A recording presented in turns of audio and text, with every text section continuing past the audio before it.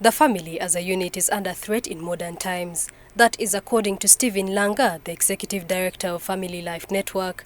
Langa noted that the main problem affecting the family as an institution is the high rate of disintegration and fragmentation of families before and after marriage. He advocated for the proper understanding of the family as a respectable institution in order to prevent some of the effects globalization has had on the family, including fatherlessness. Global issues have really affected our families. There's fatherlessness, there's violence at family level.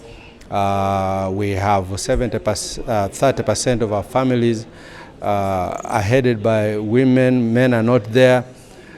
And the impact on the youth is really, really bad. Family is a divine institution. It's not a man-made thing. And so we cannot bring man-made solutions on something that is divinely instituted. We need to understand that and then get those guidelines and principles that govern it and use it.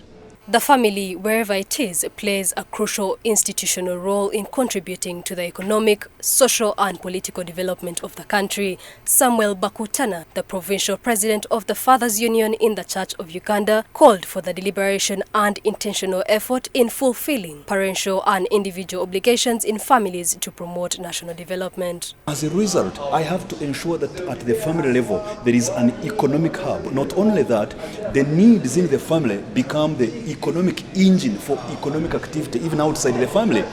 So without good family stability, then you can be sure even the economic development and growth of the nation will be hindered. But also secondly, to me, family is a foundational institute for leadership development. I know for sure that many times we struggle to build leaders that are already, 40, 50, 60 years of age, 70 years, because after all these years of living on earth, they have had certain mindsets, certain attitudes, and so on and so forth. So if they have not been equipped at the family level to be good leaders that are transformational, that are exemplary, that are authentic in the way they lead, then it's going to be difficult at the national level to have good leaders. But also family is an education center. Whatever we don't teach in family, it will not find its way across the country.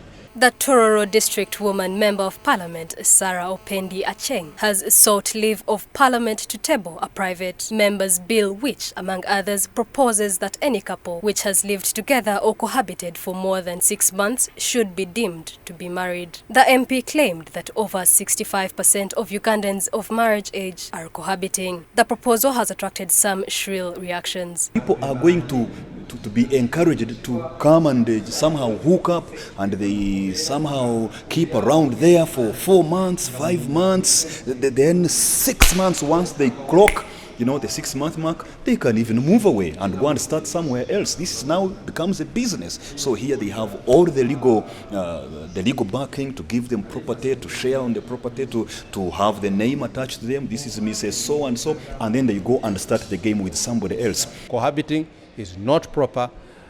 Get serious. If you're a man, show your manhood by being serious, by taking responsibility and going to the family of the lady and introduce yourself and introduce your intentions. That's what true men do. And that's what true manhood is all about. Rather than this thing of just hiding and then, you just grab a woman and start living with her. That is irresponsibility, and that is not manhood. The National Dialogue of the Family was held under the theme, The Impact of Global Trends on the Traditional Families in Uganda. It was in commemoration of the International Day of the Family celebrated globally on the 15th of May every year. Mary Prima Awor, Church of Uganda Family TV, News at 8. If you are not careful, the results can be devastating.